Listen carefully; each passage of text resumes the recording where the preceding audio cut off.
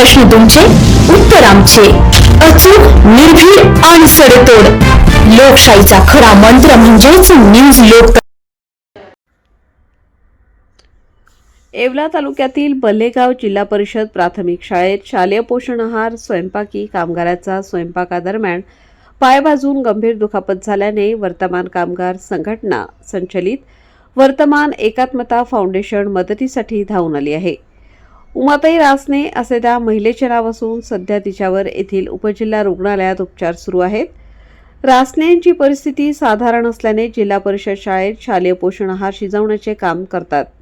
शालेय पोषण आहार शिजवत असताना पायावर गरम डाळ पडून गंभीर स्वरूपाची दुखापत झाली आहे.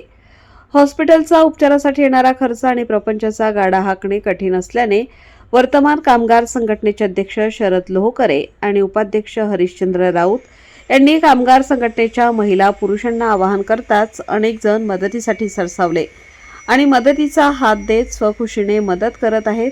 यामुळे रासने यांच्या उपचारासाठी आणि कुटुंबासाठी मोठा हातभार लागणार असल्याचा विश्वास देखील त्यांनी व्यक्त केलाय. दुखापतग्रस्त उमाताई रासने यांच्या उपचाराचा खर्च जिल्हा परिषदेने करावा अशी मागणी देखील या निमित्ताने करण्यात आली आहे. रासने यांची आर्थिक परिस्थिती बेताची आणि साधारण असल्याने आर्थिक संकट कोसळले. कामगारांनी केलेली मदत लाख मोलाची असून वसंत पापट यांच्या पंक्ती आठवतात. आभाळाची आम्ही लेकरे, काळी माती आई, जात वेगळी नाही आम्हा, धर्म वेगळा नाही. श्रमगंगेच्या तीरावरती कष्टकऱ्यांची आमची वस्ती, नाव वेगळे नाही आम्हा, गाव वेगळा नाही. इमान आम्हा एकच ठावे, घाम गाळूनी काम करावे. मार्ग वेगळा नाही आम्हा, स्वर्ग वेगळा नाही. माणुसकीचे अभंग नाते, आम्हीच आमचे भाग्य विधाते. पंथ वेगळा नाही आम्हा, संत वेगळा नाही. कोटी कोटी हे बळकट बाहू, जगन्नाथन रथ ओढून नेऊ. आस वेगळी नाही आम्हा, ध्यास वेगळा नाही.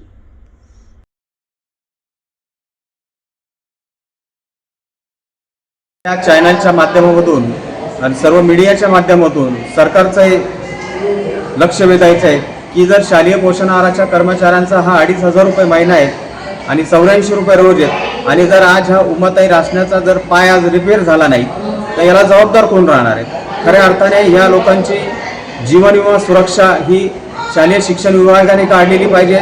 राज्याच्या मुख्यमंत्र्यांनी यावरती दखल घेतली पाहिजे. राज्याच्या शालेय शिक्षण मंत्र्यांनी याच्यावरती दखल घेतली पाहिजे.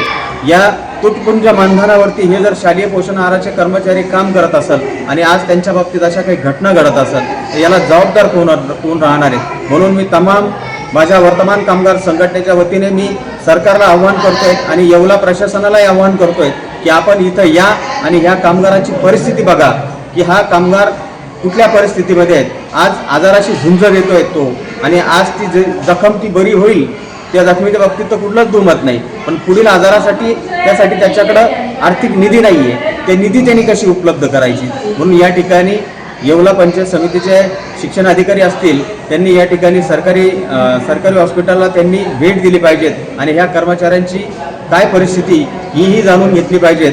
आणि मी तमाम सरकार मायबापांना विनंती करतो की येणाऱ्या काळामध्ये या शालेय पोषण आहाराच्या कर्मचाऱ्यांना आपण एक विमा संरक्षण लागू करा, यांच्या आरोग्याची हमी घ्या, यांच्या पगाराची हमी घ्या. मला हेच आपल्याला या वर्तमान कामगार संघटनेच्या माध्यमातून आपल्याला सांगायचं आहे.